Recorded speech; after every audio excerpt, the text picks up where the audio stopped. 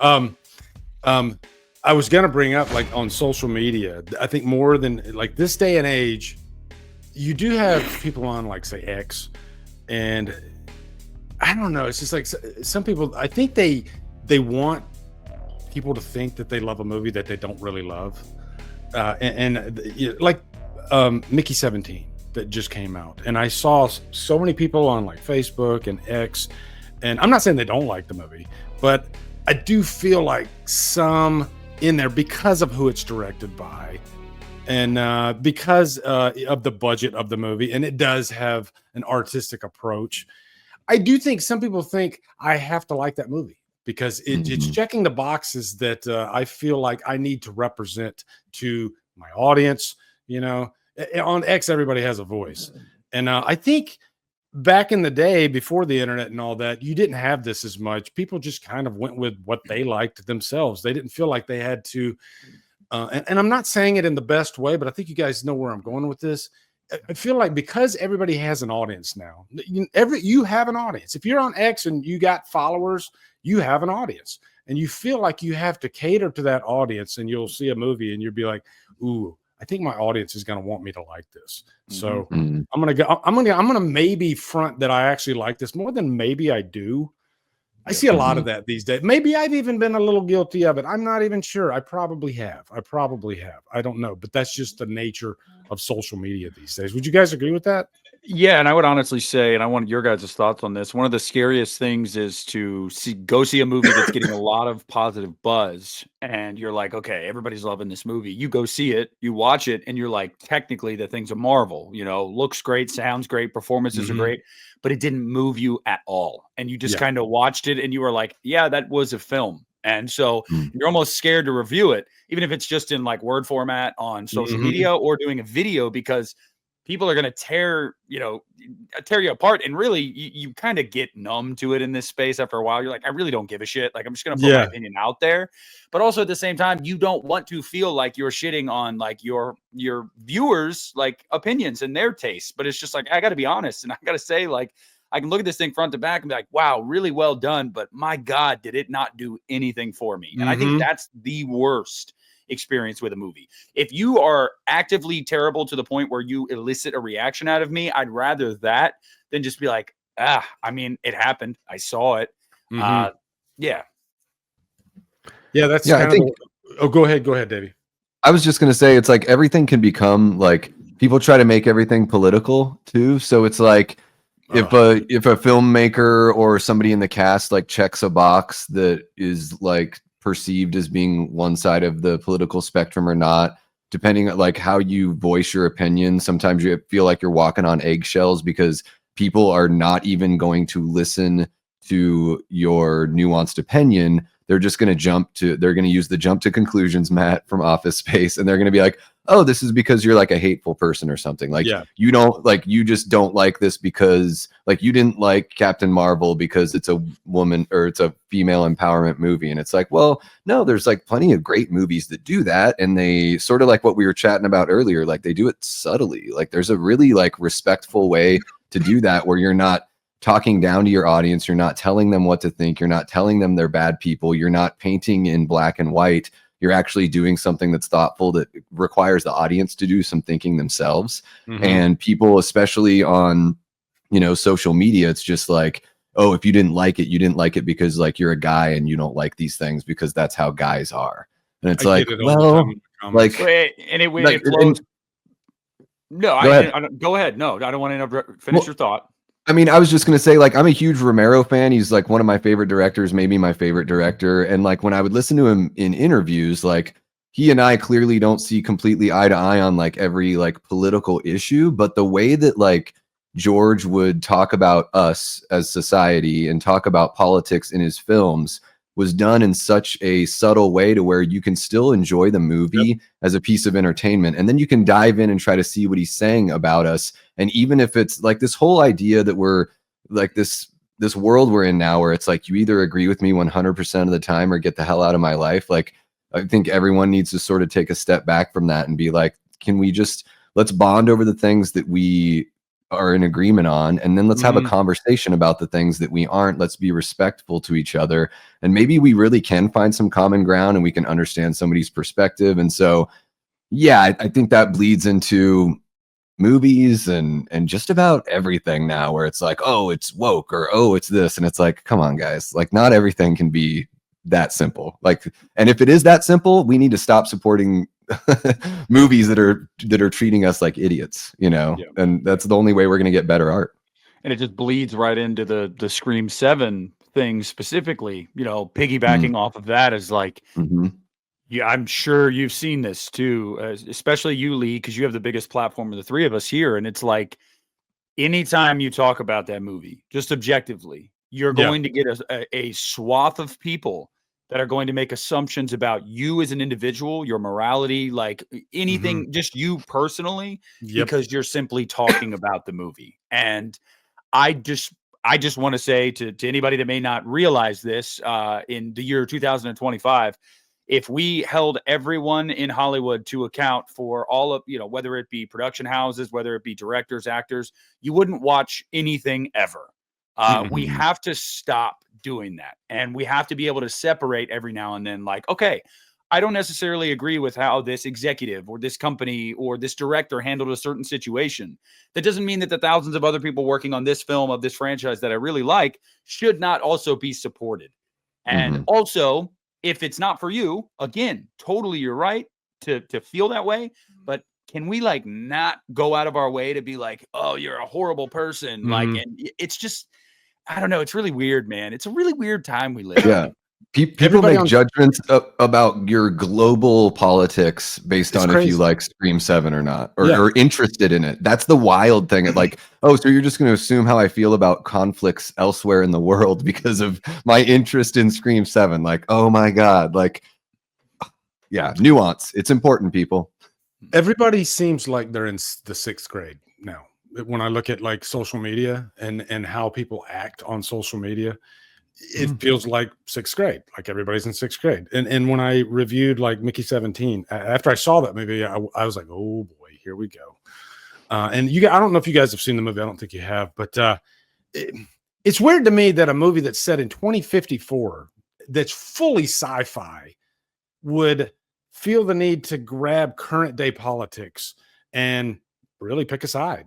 That's what it does. And so I knew that, okay, if I don't like this movie, which I mean, I think it's in the middle. It's in the middle for me. But if I don't think this movie's amazing or perfect, then I lean right. That's just it. Because I literally had comments stating, "Oh, you lean right." Why are you saying I lean right? Because I literally gave you 5 different reasons why I didn't really like the movie. But one of them was you literally have Mark Ruffalo doing a Trump impersonation in a sci-fi movie set in 2054. What are we doing? You know, that, and it immediately derails the movie. And so I'm like, I didn't want to come to this movie to be the let's make fun of Trump show. It doesn't make sense to me. But it seems like this day and age, you have to either be far, far right or far, far left. And actually, I had to literally, I've never had to do this, and I probably shouldn't have, but I had to pin a comment stating what my political beliefs are. I'm in the middle. I see the good and the bad in both sides.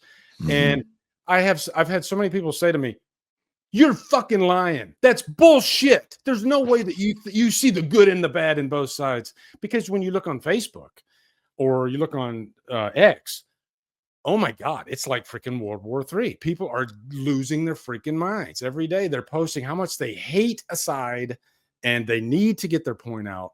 And I want to talk about movies. You know, it's such a weird time we live in. Well, you know?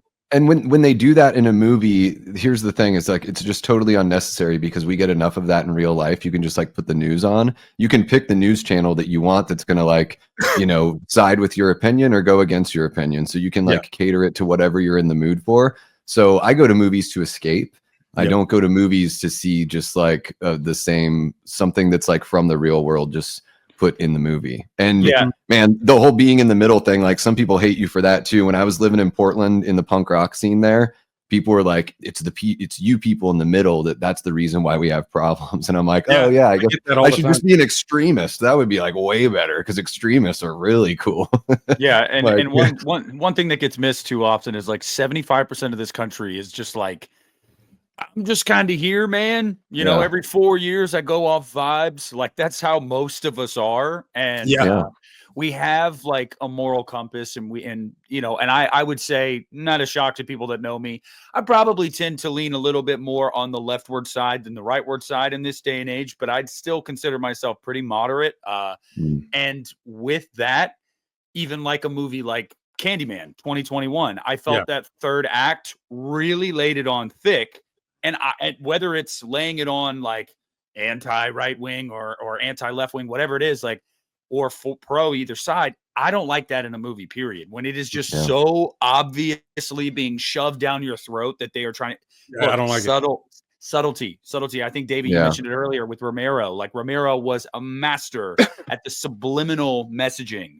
And nowadays, nobody has that deft a touch. It's just very like, fuck you, I hate you if you support this or that, and I'm gonna put that on Front Street in my movie. There's nothing wrong with an agenda, but can we have a little fucking like nuance to it, please, for the love of God? Like, also escapism. That's kind of what movies are. That's where we should live most of the time, is like to escape.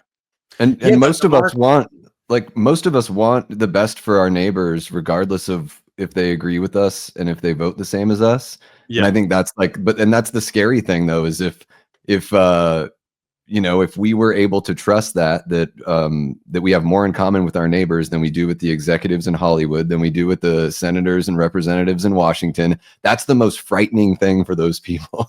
That like we could actually like unify and be like, well, we don't need you to tell us what to think, like that. And that's why the divisiveness is like so popular all over the place.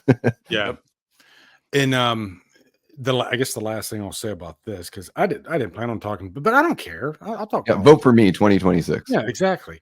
In my direct family, me, my wife, my son, my daughter, I would say all four of us, we kind of lean different ways. You know, I'm not going to say which way they lean, but not all of us are fully this way. 79%. No, one person is like 23% this way. The other person is the opposite direction. All four of us think for ourselves. And so like, we just had like lunch together this Saturday, because my son and daughter, they're grown and they live locally, and we'll meet for lunch. And I swear, like two of them have pretty far reaching beliefs on opposite ends of the spectrum. And we all just had a nice civil conversation. Not one person raised their voice. Not one person cut another person off. We all kind of heard each other's side of things. Oh, I think this way about this particular issue, and I think this way. And at the end of the day, we were, we hugged it out and then we left. Nobody got upset. And I just wish the world could be like that, where we could literally have civil conversations instead of just constantly attacking each other. Please unfriend me. Okay. If you follow the left or you follow the right, please unfriend me. That's the weirdest thing to say to somebody. Yeah. I deleted Facebook. I couldn't do it anymore. I simply could not do it. It's just like, it's cancerous a lot of the time. And I'm not trying to see the ugly sides of people that I used to think like, oh, like you're a cool dude. Like I like you. We get along or whatever. And then you see the most heinous shit that they'll share to their page for everyone on either side. And I'm like, oh my God, y'all are just putting on Front Street.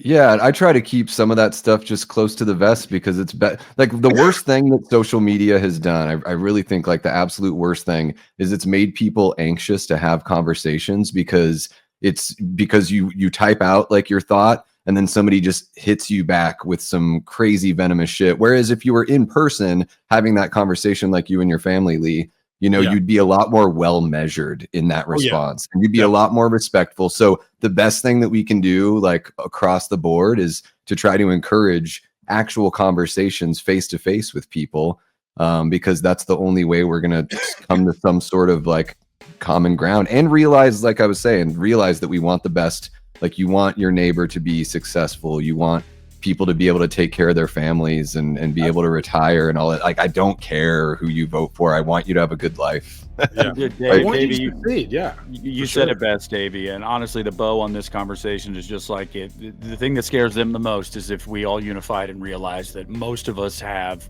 a lot in common. Very little actually separates us. But in order to keep making money and to keep doing the bullshit that they do, they have to keep us divided. So a lot of it's manufactured. And honestly, we just need to get back. We need to take some breaks off social media and talk to people in real life, you know, like face-to-face conversations, and realize that, hey, a lot of us want the same things, man. We really do. So, you know, I've always had this saying, I'm way too busy to be offended. And it's true. I'm way too busy. I got way too much shit going on in my life to stop and be like, oh shit, I'm offended. You're kidding. No, Lee's kidding, guys. I saw him outside the theater with a picket sign, you know, protesting The Little Mermaid. I saw him. He was. I know, right? I'm making 10 videos on it. Well, hello there. You just watched an outrageous clip from the Hit the Bricks podcast. I really hope you enjoyed that clip. If you want to see more clips, you can click here or you can click here. And you can just have yourself a ball, all right? And also follow the Hit the Bricks podcast on Spotify as well. Thank you guys. Have a wonderful day.